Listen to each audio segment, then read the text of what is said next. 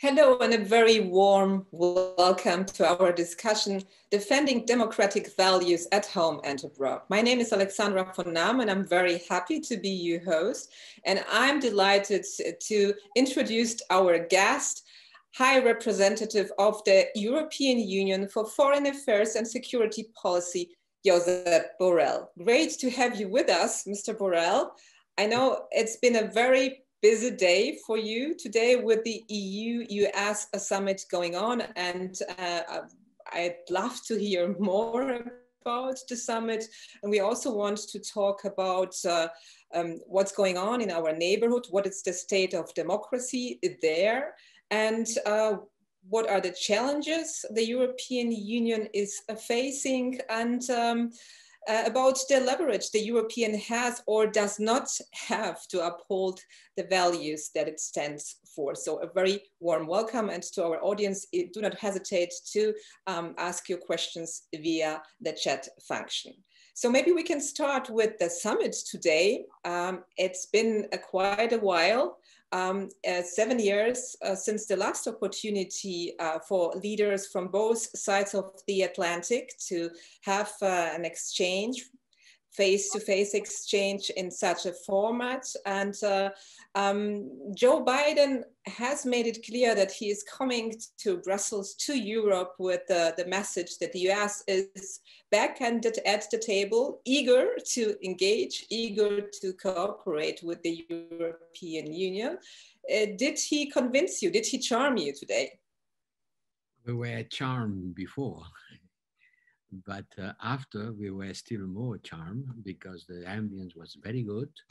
There is a clear understanding, a common understanding of which are the problems and the solutions, and to avoid any kind of conflict among us. Look, for example, the decision of stop fighting on the Airbus and Boeing issues, and to try to cooperate more on the global affairs. The ambience was very, very nice. And it's quite strange that these kind of meetings had to be waiting for 7 years, no? Between the US and EU. It was a malaise during the Trump years, and now things are completely different, I can tell you. And you mentioned the trade issue and progress on this trade dispute. Did you have a chance to speak with the US president about your area of expertise, foreign policy issues today? Yes, quite an important part of the meeting was devoted to security issues. And we have a lot to choose, huh? But one of a special common interest was about JCPOA, this acronym to refer to the nuclear deal with Iran. And I had the honor to inform President Biden on the negotiations that are taking place in Vienna during the last month. We are in a week from the Iranian elections to the presidency of the country. And this is something in which we are working together. We created together the nuclear deal with Obama, and now we are trying to review it together. But it seems a very difficult task. I mean, the Biden administration has promised to rejoin the Iran nuclear deal, but it seems easier to say than to achieve, and the negotiations are still going on. Tell us more about what's going on behind the scenes and how Europe, the European Union, can help. We are helping on that. I can tell you, we are helping a lot.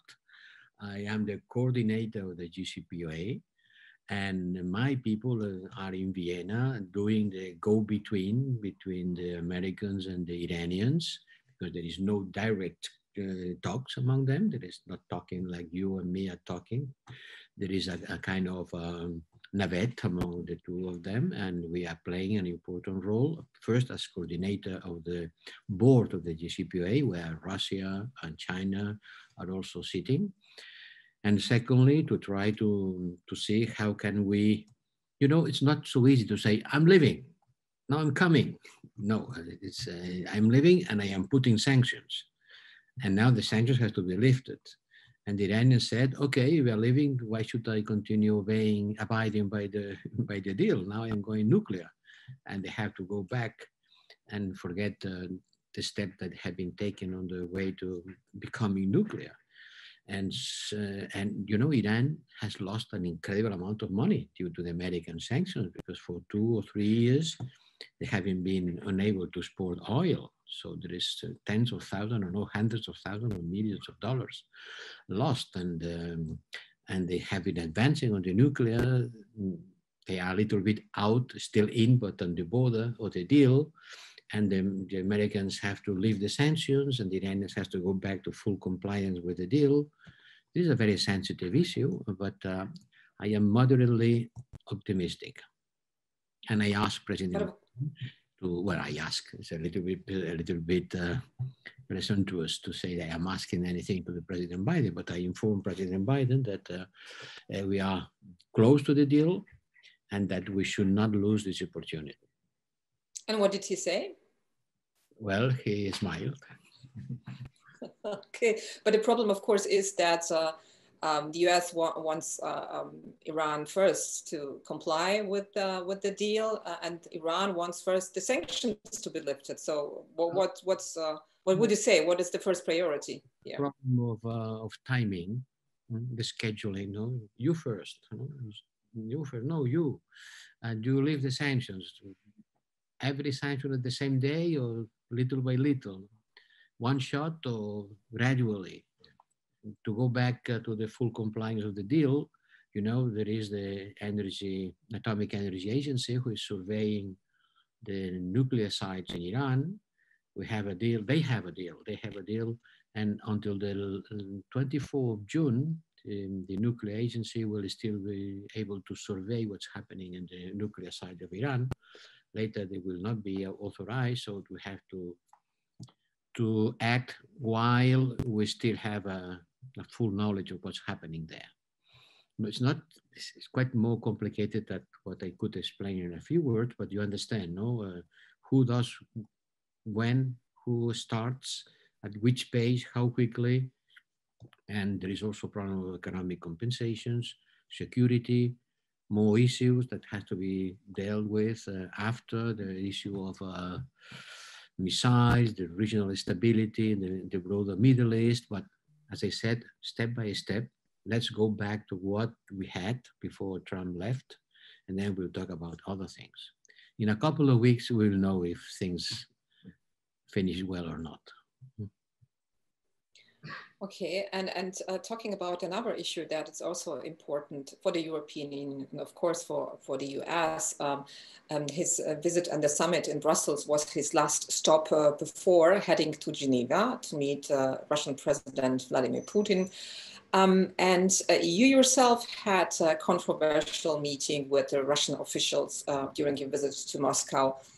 So what is your advice for the US president? I cannot pretend to advise the US how to deal with Russia. They have a long experience, much longer than I. But by accident. But you had this one experience, so maybe there is something, you know, pitfalls he should avoid. I had more than one experience. In 2007, I had the same clash than Lavrov with Putin. I had more or less the same clash. I was at that time in the European Parliament, and we were discussing about the killing of Anna Politkovskaya, the journalist, and I had more or less the same kind of, let's say, controversy. But by accident, tomorrow, the same day that Biden and Putin, they are sitting and talking each other, we are going to publish our approach to the EU-Russia relations. I'm saying by accident because we have been working on that on the last month, and it will be published tomorrow. And there you will see how do we conceive our relation with Russia that can be summarized in 3 verbs. We have to push back, we have to constrain, and we have to engage with Russia. The 3 things at the same time. We have to push back, to constrain, because there is an attitude of Russia which has to be pushed back. And at the same time, we have to engage with Russia because there are so many issues in which we have to cooperate, like it or not, that you have to make a mixture of containing or constraining their behavior and at the same time engaging on things that matters for us and where cooperation is mutually beneficial. But However, our prospects are not very much positive on our relationship with Russia. They are at the lowest level, and it's going to be difficult to improve them. so would you say that the European Union should redefine its relations with Russia? And can you give us at least a bit of what to expect tomorrow? Mm-hmm. Well, I suppose that the US will be more or less on the same mood. We haven't agreed on the terms of our communication. We have a certain strategic autonomy to do that by our own. But I am sure that we are more or less on the same approach. The US administration also knows very well that they have to engage with Russia. How can we solve the problem of Syria, Afghanistan, in our case, Libya? How can we talk about disarmament? How can we talk about even climate change, the Arctic, without engaging with Russia? No? It's unavoidable. But Russia doesn't seem to be really interested in a genuine dialogue. Wouldn't you say? Right, you are right. You are right. The relationship are not easy. The behavior of Russia, we have been criticizing Russia because, well, from taking a part of Ukraine at the end, they took a part of a sovereign country, no? Crimea, and to the, let's say, disinformation activities that we complain that is being done by Russian related agencies, to the, there's a lot of things that are poisoning our relations. But if we could improve them, if we could improve our relations, we will be ready. But so far, all those examples that you just mentioned, Crimea, the systemic crackdown on opposition in Russia, cyber attacks, and we can go on and go on. And it seems that everything that the European Union has tried, that nothing has really worked, neither sanctions nor offers for a dialogue. So what should be done? I mean, can we do anything to contain Russia? I'm saying the situation is at the lowest level, and the prospects are not bright. It's not going to be improving in the near future. No? But look, you know, the foreign direct investments in Russia, 75% of the direct foreign investment in Russia comes from the European Union. And you imagine, we represent 2/3 of all the money that goes to Russia to increase their production capacity, their economic activity. We are the first client of Russia for oil and gas, and 40% of the Russian budget comes from selling the oil and gas, the hydrocarbon revenues, and we are the most important buyer. So we have a certain leverage, but we don't have, let's say, an assertive attitude towards Russia. But when the time comes to put sanctions, like in the case of Crimea, or in the case of the toxic gas in the United Kingdom, or in the case of Belarus, we do it. And we will continue doing it, pushing back and constraining. But by the way, we agreed with the US to create a structured dialogue on Russia. We already had one on China, and now we had decided to create another one for the diplomats. To have a structured dialogue is very important. No? It's a way of putting together our concerns and our point of views, and to create a bloc. No? We will have a structured dialogue, EU-US on Russia. And do you think that this coordinated efforts could more? It can. In terms of...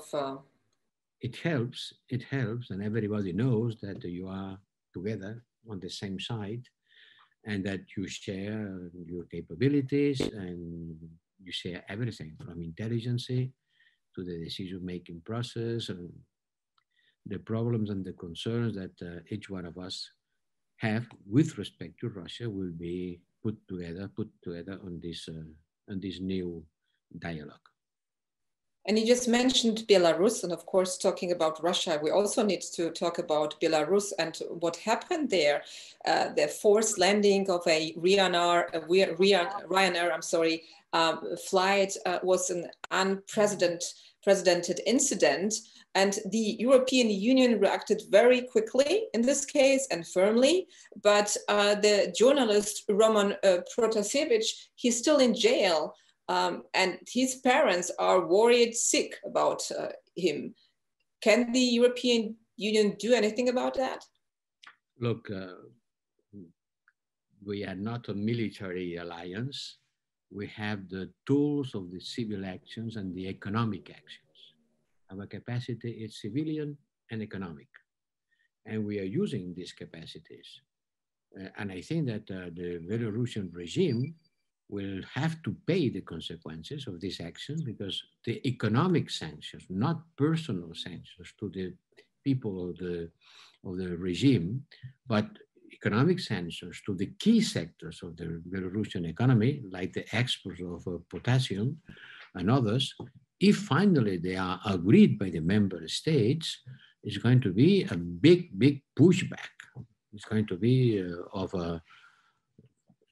an important consequences. And the fact that the Belarusian airlines cannot use the European airports, it's also a severe handicap. But it is the only thing that we can do to put economic and political pressure on the regime. And the regime, Lukashenko regime, has a strong support from Putin and from Russia. And as far as they have this support, they can resist to our pressures. And do you think that member states will agree on those economic sanctions you were talking about? Will we have all on board? You know that we have to take decisions by unanimity. That's a problem, probably. Yes, it's an obstacle to decide quickly, at least. But on this case, I think that unanimity will be reached quickly, because it was the European Union Council who tell me, you, High Representative, start working on economic sanctions. It was quite a surprise for me, because it was not in my agenda. But if the European Council pushes for it, I'm very happy to do. And now the technical groups of the Council are working, and I hope that on the next Foreign Affairs Council, I can present a unanimous decision. You know, to take economic sanctions is always difficult, because there is a backlash. You take an economic sanction against someone, and he can retaliate, taking economic sanctions against you, or the very economic sanctions, the same economic sanctions that you are taking, can counter negative effect on your economy. But on this case, the indignation and really the refusal of what the Lukashenko regime has done was so big that I am sure that we will have unanimity. It will be very surprised if there is not unanimity in this case. However, we also have to say that you, as High Representative, you represent the bloc, but foreign policy is still being made in 27 European capitals. And it's sometimes, even for us journalists, very difficult to explain the nature of the EU's foreign policy making. So are you sometimes frustrated when you have an issue you need all the members to agree upon, and you are still waiting for maybe one member not really willing to do that? Is it frustrating for you sometimes?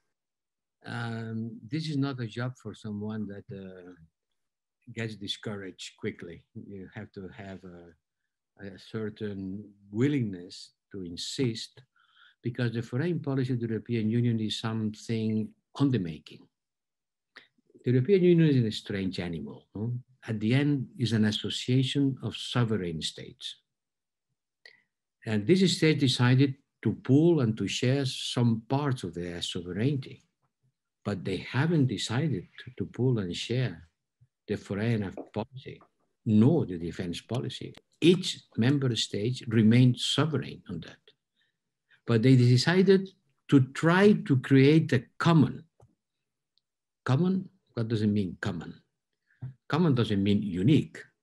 Remember the times before the euro, when we had the ICU? The ICU was a common currency, but not a unique currency, because each member state continue having their own currency. Later, we abandoned the national currencies and we came from common to unique. And this is something on the making. We are still sharing some common positions and the national ones. If the national ones are against the common, then there is no common. And that's what worries me, because, for example, on the case of China, when one member state, didn't agree on issuing a strong condemnation of what's happening in Hong Kong, arguing that for them was not the case. Hungary, it was Hungary. It was Hungary, it's not a secret. Then what does it mean? It means that it's not a matter of a little bit more or a little bit less. It's not a matter of nuance. It's a matter of staying in a completely different approach. 26 member states considered that what's happening in Hong Kong deserves a strong condemnation. And for one, nothing happened, or at least nothing that require to issue a firm position. And this certainly means that we don't have a common strategic culture. We don't share the same understanding of what's happening in the world. We still are not mature enough in order to have the same understanding of what's happening in Hong Kong, for example, or what's happening in the Middle East, because the same state, the same block another decision asking for the ceasefire between Israel and Palestine. Biden asked for it. The Pope asked for it. The Secretary General of the United Nations asked for it. And the European Union was unable to ask for it because one member state blocked. They were not in favor of the ceasefire. You can understand that it worries me. And certainly it should trigger an analysis and a reflection about what does it mean to try to build a common foreign policy if we don't share a minimum common understanding of what's happening in the world. Shouldn't it also trigger, or shouldn't it trigger action to change this unanimity principle? I will be very much in favor. But you know, to abandon unanimity requires unanimity. You need unanimity to abandon unanimity. And the people who use unanimity will not be in favor of losing it. So it's not for tomorrow. What would you say, what are the chances that in the European Union there will be a common position on China, for example, because we talked about the US president and his goal is to have a united front on China. He wants the Europeans to help him counter the rise of China. And why not if we have to choose between China and the US? Or what would you say? To choose between the mother and the father, it's a difficult exercise. And we don't have to choose between Washington and Peking. But certainly we are closer to Washington. We share the same political system. We share the same economic system. It makes a big difference. But we don't always have the same interest. We share the same values. But from this point of view, we will be always closer to Washington. But we don't share the same interest. Sometimes, for economic reasons, we are not on the same position. And President Trump showed it clearly when they started a trade war with China without taking into consideration our interests. We have our own interest. With Biden administration, it will be easier, but still we will not be 100% aligned on the same issues. But maybe the European Union Council should have a strategic debate about the relationship with China. They are going to have a strategic debate about the relationship with Russia. with this report being delivered tomorrow. Why not? If there is such a big difference and one member state, at least one, is in a so different position, it requires a strategic debate and a political guidance by the supreme actor of the foreign policy in Europe, which is the European Union Council, the member states and the government. It's up to them to decide on which attitude should be with respect to China. But are you not concerned about China's rise, about China's increasingly aggressive behavior, growing economic, diplomatic, and military might? For sure, we are concerned. 40% of the European trade goes through the South China Sea. This is the aorta vein of the European economy. And we are very much concerned about what's happening there from the security point of view. And you know, China, like it or not, it will become, it's already, but it will become more and more a very important geopolitical actor, economically, politically, and even militarily. It's a matter of logics. It's a matter of the size of China and the incredible growth. In the last 40 years, China has done something that has never happened in the history of humankind. In 40 years, what China has been able to do from the point of view of development, increase of well-being, revenue per head, modernization of the economy, technological development. In 40 years, it's incredible what the Chinese have been doing. So be prepared to consider China a big power. The problem is how China is going to use this power. And this is something that concerns us. And that's why we have to engage with China. China is at the same time, as we say on Brussels language, is a partner, is a competitor, and is a rival. The three things at the same time.